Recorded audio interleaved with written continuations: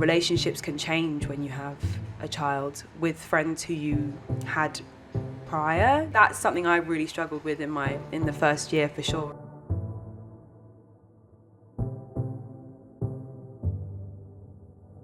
Thank you everyone for joining us today. This is really special to have you guys in the room with us.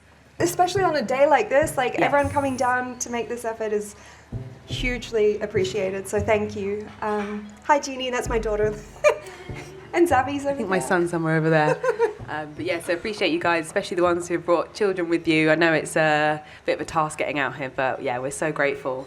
And we started this podcast to give voice to the women and parents who have been working really hard to continue in their careers. And it's not an easy job. It's not an easy thing to do. So just from our podcast, I really hope that we can kind of elevate those voices and potentially encourage some people to try it as well. Yeah, just let it be known that it is possible to have a creative career or any career really, and manage parenthood and yeah. Even with the struggles. Even with the struggles. It can be hard. But, yeah. I mean, parenting is hard regardless, but exactly. Yeah. Well, I'm really underslept. I'm so sorry. I also have baby brain after 4 years of parenting, so apologies. Exactly. This is part of the podcast as well. It's very real. We are parents still. We're not fully there all the time, but we're gonna have a nice chat about some things that we've been feeling recently. And I'm gonna actually start by asking Sam a question. Okay. Sam, so you're 4 years into parenthood, and you are touring, making music simultaneously whilst parenting. So tell us what things look like 4 years postpartum. Things are looking a lot clearer. I have a lot more clarity. I feel like the first year or two was quite difficult to just wrap my head around the enormity of the responsibility, and the shift from going from 0 to 1 child is, I'm sure the parents in here know, you can't prepare for that. No one tells you, no one gives you a book that says shit is about to get real. But 4 years later, I'm feeling so good. Jeannie, you are amazing. She's like a little tour bunny. She was made for this tour life, and she's always, so happy to travel, and I really have her to thank for making this so easy and enjoyable. But what about you? You're 2 years. 2 years. 2 years deep. Postpartum. And, similarly to you, the first year was rough. I think everyone will say it's pretty rough, that first year. But then once you get into a groove of things, it starts to feel lighter. The stress never goes away. I think when you're having to juggle both parenthood and a demanding career, which requires a lot of yourself, it's never going to be easy. But I feel like I'm now starting to actually enjoy it again. I think that was something that I struggled with in the first year and a half, was actually enjoying being specifically a DJ and being kind of front facing and being on a stage is really daunting. And I think that's something which, from doing this podcast, we've spoken to a lot of women and fathers as well, who said, those early days, you need a lot of support. And I think the industry is changing in a way that is giving specifically mothers and kind of primary parents that support. But it was rough, but I'm starting to feel it now. I'm starting to get back into the groove. I'm enjoying it, and even though it's late nights and early starts, they feel more manageable. Yes, that's the word, isn't it? Manageable. It's all in place. You know what to expect. Yes. Ish. I don't know. It feels much better. I feel like it's the same for me. From 2 years on, it was a lot easier. And on the topic of the industry, and how it supports women and parents, I think we've both had pretty positive experiences, right?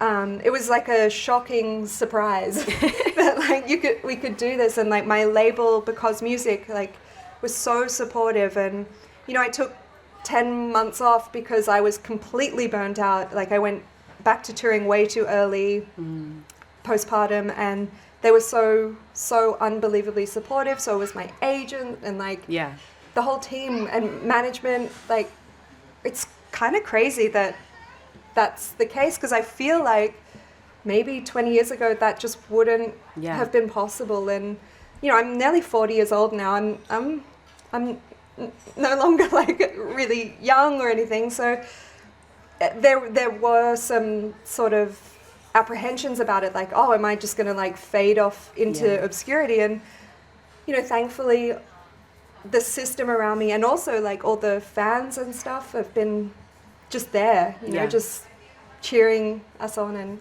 we've had women having children, especially in the industry, for a very long time, and you know, we have looked up to some of those women who have done it before us, and having conversations with them, it was not something you could do very easily, and a lot of people had to stop completely working in this industry. So we are fortunate that we are in an age where, look, we can have a podcast and we can talk about it and say, hey, things need to change, and we have people who are more open to that, which is really incredible.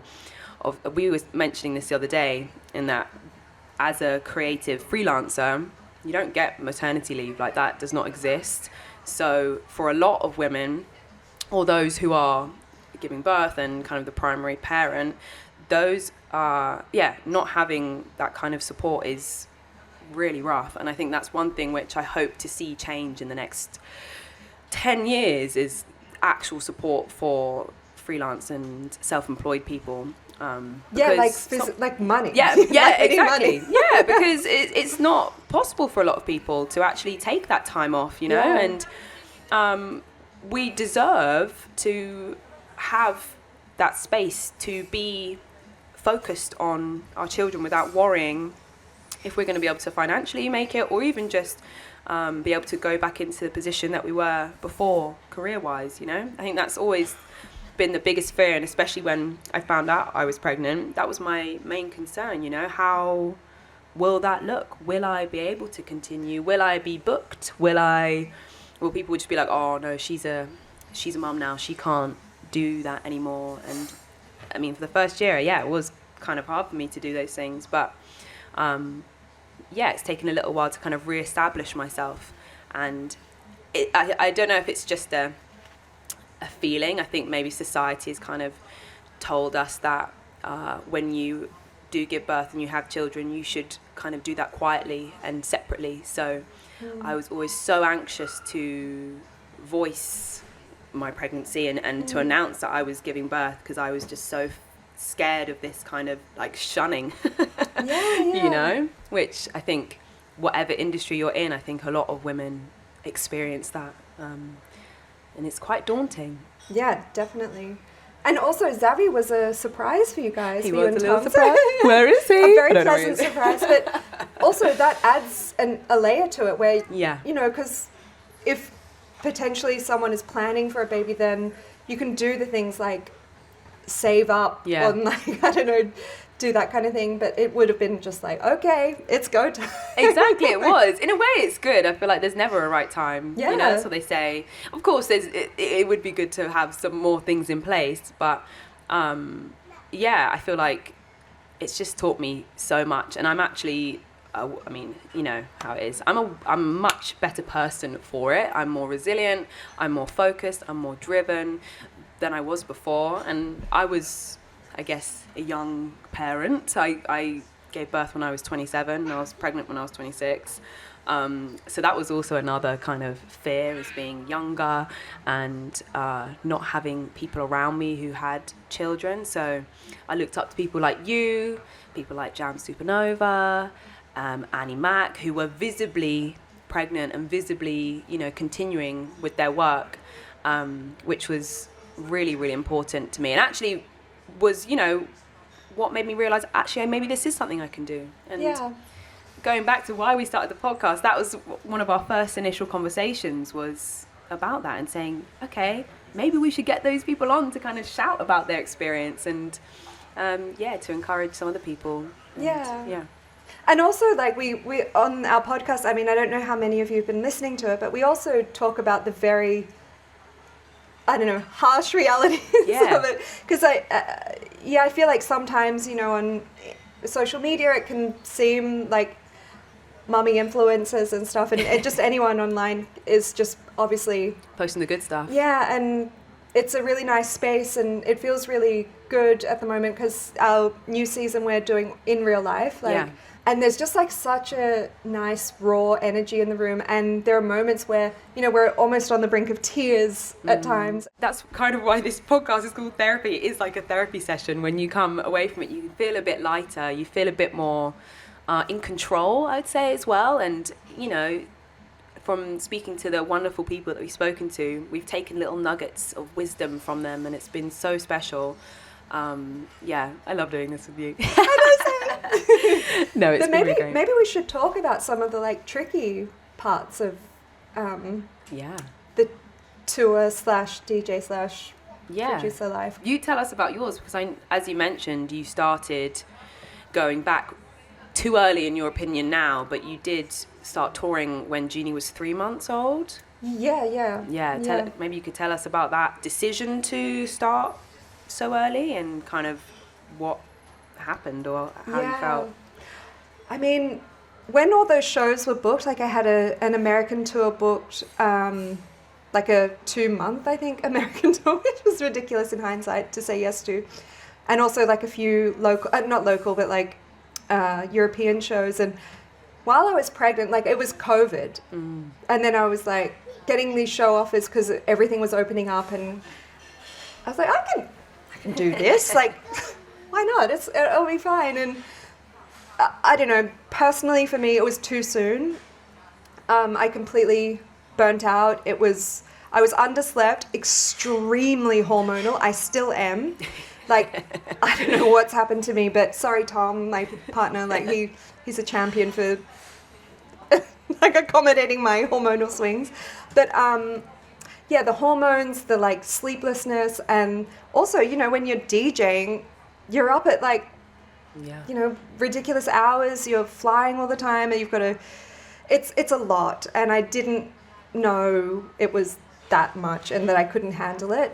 But I know there are mums out there or parents out there who are handling it, and that's, we want to give voice to those people too. But personally for me, it was too soon, too much too soon. And I wish I had known that, but now it's all good.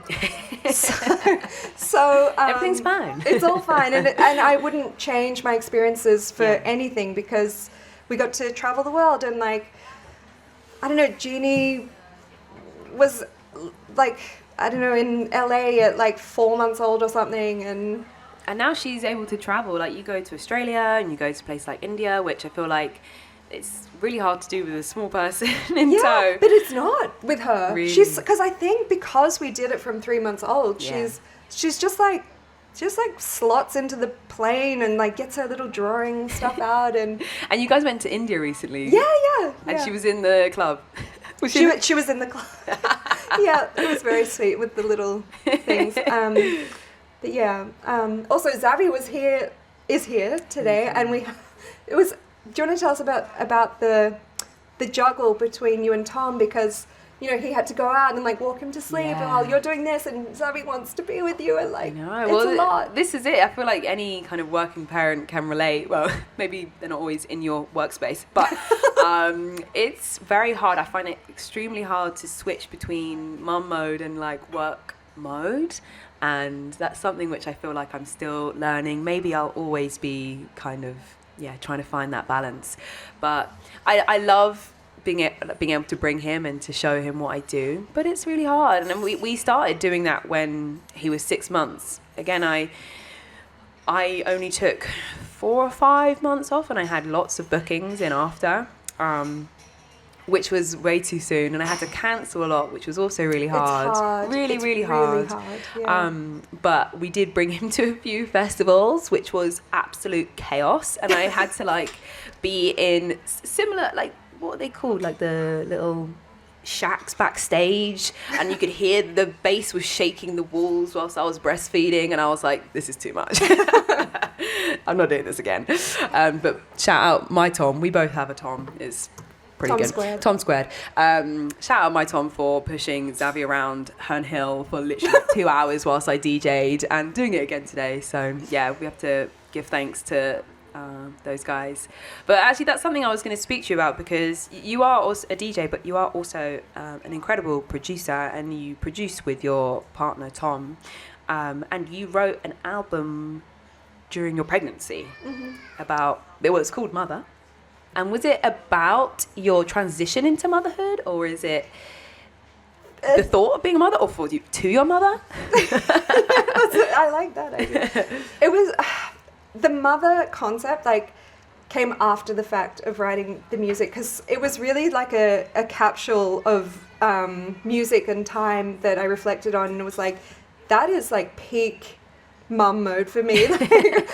Like I wasn't breastfeeding for so long, but like just being so, the chaos of motherhood, and like, I don't know, it was more like a retrospective thought. Like looking back, I was like, that is my moment of my life where I was changing. I was completely changing in every possible way. And I look back on that person with a lot of like empathy and like grace and stuff, but I'm really happy with who I've become now, and like I'm in the process of writing a new album, and because like I think Jeannie has encouraged me to sort of change my listening habits in a way, and maybe that was reflected in my DJ kicks, and also I don't know, I feel like the music I want to create is different now, and that's what I'm doing at the moment with Tom,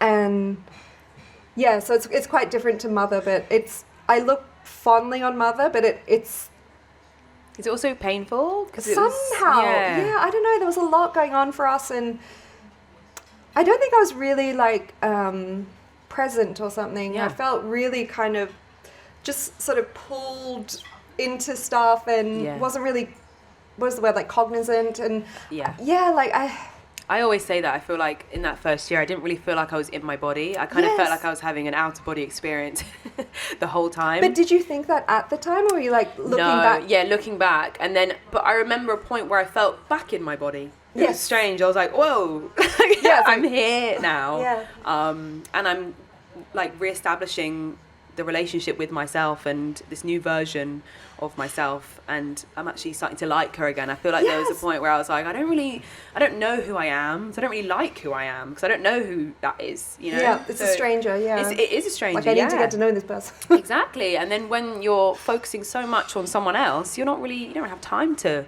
get to know this person, this new person in this body. So I feel like it took me a little while to get there. So I can imagine, I don't make music, but I can imagine how. Did you make music in that first year? Yeah. So you made Mother, pregnancy, and also in that first year. So how was that, making music when you weren't feeling fully present? I don't know how we did it. Like honestly, like Tom was underslept, I was underslept. Yeah, of course. Like we were touring, and like I think we finished the album in the Blue Mountains in Australia when we were on tour. But I don't know. It just, you kind of go into autopilot mode, and there is something to that. Like I think Mother came out in a way that was meant to be, and like I'm really proud of that body of work. But yeah, there is sort of like a strange relationship I have with it now, where I don't know. There's something where. Do you listen to it? Sometimes I DJ some of it out, but I haven't listened. Yeah, I don't know. I feel funny about that. And actually, something I was going to ask you, if you don't mind sharing, it's about your relationship with Tom and finding that balance between, because you work together and you also parent together and you have a relationship. There's kind of 3 separate relationships. So how do you manage that? How do you balance those times, and how do you give space to your relationship separate from work and parenting? Yeah, I mean, well, Tom and I, we met we've been together almost 15 years now. Wow. So, and even in the first 10 years or so, we were spending a lot of time together. We never had jobs that were like 9 to 5 where we would be separated. Yeah. So over those years, we really, I mean, I think we had a lot of toxic habits. Like I was really codependent, like we were kind of codependent or something. But yeah, we learned how to sort of be in each other's lives in a really positive way. Like we really enjoy our time together, which I think is essential for us. Like we need to sort of like spending time with each other because of these things. Like we spend work life, like parent life, downtime, like even our friendship groups are like merged. And you got to like each other. You got to like each other first. So thankfully we had that 10 years to like really love and like each other.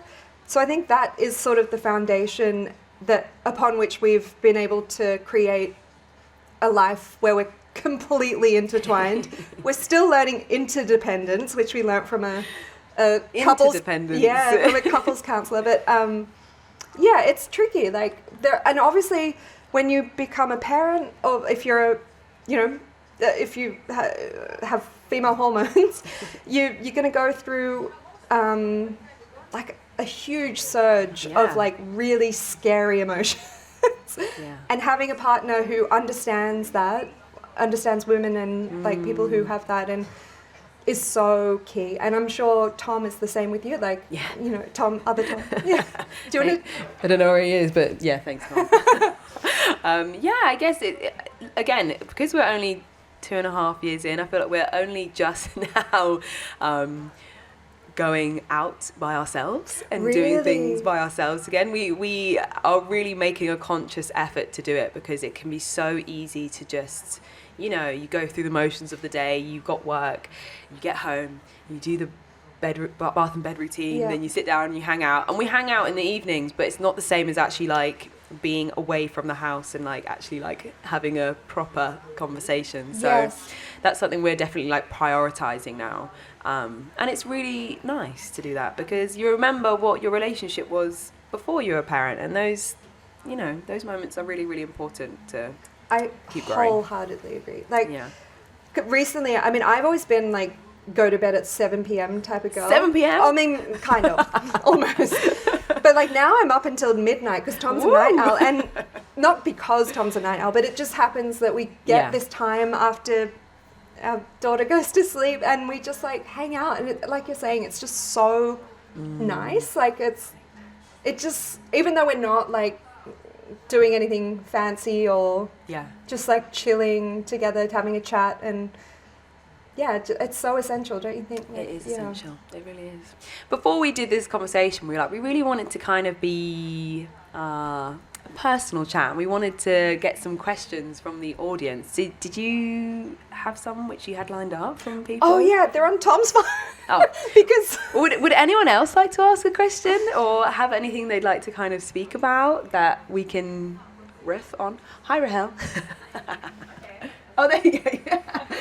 At what point and how did you find a way to carve out some kind of support network? Because I imagine you need that when you're working, right? So how did that work out for you? How is it working out for you? How does it go? I think this is a good one. I mean, I'm very fortunate to have my mum, who's in the room, big up Hermione, and Tom's mum, who they are very, very doting grandparents, and we're very lucky to not live too far from them, so we've been blessed with that support. But apart from that, my biggest support has been from people like Rahel and like this wonderful group of women that I was introduced to through music, which has been such a blessing, because it's people who you can relate to, not just through parenthood, but actually you get on with so well outside of that. And you have the WhatsApp group. Yeah, that's what I'm thinking of, the WhatsApp group. We're shout out the WhatsApp group. But no, that was such a lifeline for me, especially in those early days. And like I mentioned before, as I was one of the youngest person in my, I have no friends in my age group who have children, so I had to kind of find other people who did have kids, and it took a little while, but I was very, very grateful to be to join this WhatsApp group of like-minded women we all have children in the space of like 6 months or something crazy. Whoa. Like, it's really small. So they're all quite similar age. All in London, right? Mostly in London. Someone's in Norway. You got, who else you got? Some other people. But mostly in London. And yeah, it's just been so amazing to go, hey, is anyone free today? Who wants to hang out? Should we go here, go there, go to museums, go and do like culturally nice, exciting things? So that has been something which, when I've met people who are about to embark on this journey, that's something which I've definitely been like shouting about, is like finding your new tribe, because relationships can change when you have a child with friends who you had prior, you know, and it might not, and that's something I really struggled with in the first year for sure, is like, okay, I didn't quite understand how much life was going to change, and I didn't actually necessarily think about my friendships changing. I kind of knew my life would change and what I would be doing would change, but I didn't think that my friendships would change. But naturally they do, because they're not in the same situation that you are. So it can be tough sometimes. It can be, you can kind of grieve friendships, and grieve your old life. I definitely had to grieve my old life, but having these new friendships that came out of it, and even having like this podcast with you, was such I use the word lifeline because it really just brought me up out of some really, like, you know, dark moments, and being able to just say, hey guys, like, has your child done this, like, what's going on, and have that like on hand has been such a blessing. Yeah, it's been incredible. So it's like the chosen family as well as my extended family, which I'm very grateful for. Oh, that's so nice. What about you, Sam? Well, I mean, in the current, you know, iteration, like, I feel like obviously this podcast is a huge thing, and you had that genius idea of starting the therapy WhatsApp group, which I feel like will develop and change over time. And if anyone wants to join it, please let us know. Let us know. Also, I feel like my relationships with my really close friends from like decades or whatever, I feel like they were despite them being like single men, mostly, like, they really kind of showed up in a way, and not in a way that was like, oh, I'm gonna, I don't know, feed your baby for you or anything like that. Although my friend DJ Plead, my best friend, does do that. Nice. But yeah, they kind of, our relationship remained the same, like, because we were very on the phone, because most of them are in Australia, and that's my connection with them has maintained through phone calls, like FaceTime, and just having that sort of community and knowing that, like, there's things happening outside of this little, like, ecosystem of me, Tom, Jeannie, and our dog. Yeah. Like, and just kind of, I really have a lot to thank with them, and, like, just for giving me the opportunity to sort of think outside of my little world that you can become so, like... It's, like, all-encompassing and, overwhelming. Yeah. But also, there have been times, like, with that American tour that I was talking about when Jeannie was a few months old, Tom's parents came over for that, and when we go to Australia, we get a lot of help. But apart from that, we've you've pretty much done it yourself. Yeah, we've got amazing dog sitters who really help it, because that's also when you live in Berlin, you're in an apartment. Like, everything is and it's really hard to, like, manage a dog when you live in an apartment and have a baby. Never mind the child, the dog. So, like, just having them, and, like, there have been babysitters and who have helped, and I don't know. But it's mostly just us. Great question, though. Thank you. Has anyone else got anything they'd like to say? Like to join in? No? It's always so daunting. Oh, yes, thank you. Yay, thank you. Hi, guys. I'm Danielle. I just want to say this is incredible. My question was about, I guess, the impact that, I guess, your music careers have had on your children, and, like, whether then or not they've kind of expressed interest in kind of what you do and what you're doing and how you're doing it. I have family members who are musicians as well, and my dad has like older brothers who are all like 3 of them are touring musicians, but he wasn't an actual musician. And it always frustrated me because I love music. I'm in the music industry, but I'm the child of like the only sibling that didn't pick up an instrument. So I always feel like I would have had a better experience if he could have passed that down to me, and I would get frustrated by that. But so I just wanted to ask, like, I guess, is that something that you've kind of talked about with your partners? Like, how are you introducing music to your own children in that way? Babies love dub and reggae. That's what I found. It's true, yeah.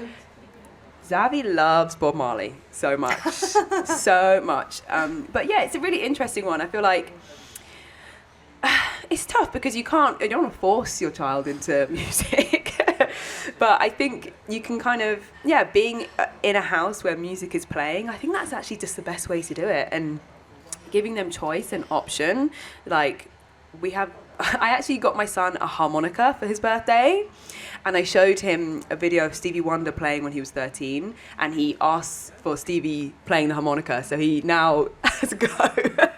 So maybe we've got a new Stevie Wonder. Oh my goodness. I don't know, maybe it's a bit amazing. far. But yeah, he's definitely interested, and he will try and play on my decks and stuff. And I got him a family friend got him a wooden turntables. So he's having a go.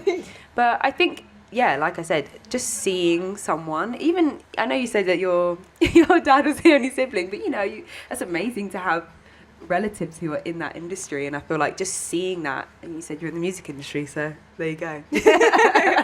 It's just great to have that on in the house. And that's kind of how I grew up as well. Like, none of my family members are musicians, but music was integral to growing up. It was a central, every day the radio was always on, music was always playing, and that's how I got the taste that I have.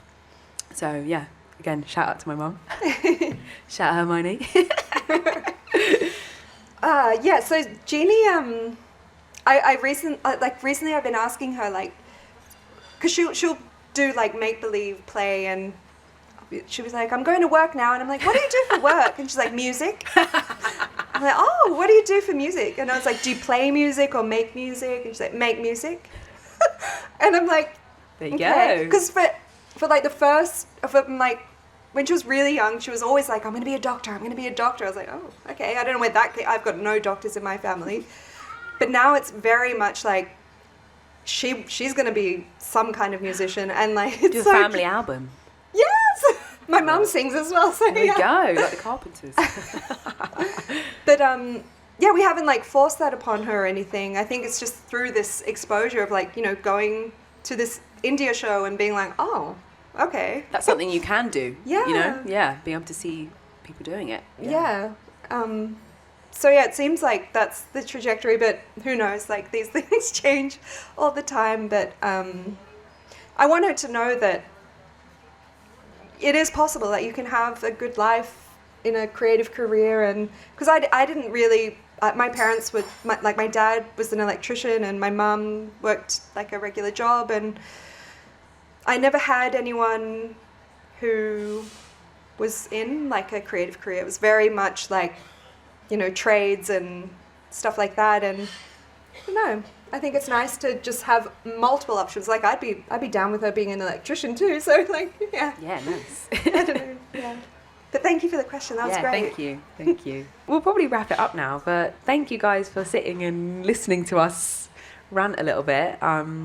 As we kind of mentioned, we do have a WhatsApp group and hopefully a community growing. So if you are someone who is kind of looking to become a parent in the industry, or is already a parent in the industry, we'd love you to join us, because we want to, as much as we do a podcast which is online, we want this to be like a real in-person, in-life experience, and to give a space for parents who are trying to do it, trying to make their way through this and need some extra support. And I'm always down for new friends. Yeah. So. Also, and we want to do this more, like have more spaces like this where we can all kind of chat afterwards and like connect. And because I feel, I don't know, I'm sure we all think this, but it's too online right now. we're all too Yes. online, and this is so important. And like getting our kids to interact, or like maybe you don't have kids and you just want to see what it's like to have a child at like an event like this. Maybe that will give you inspo, or maybe you'll be like, oh God, I'm never doing that. But yeah, we'd love to do this more, and thank you so much to the Standard for having us. Like, it's so lovely to be here, and like this is such a nice little booth. Yeah. Thank you for coming. Thank you so much for coming, guys. Thank you.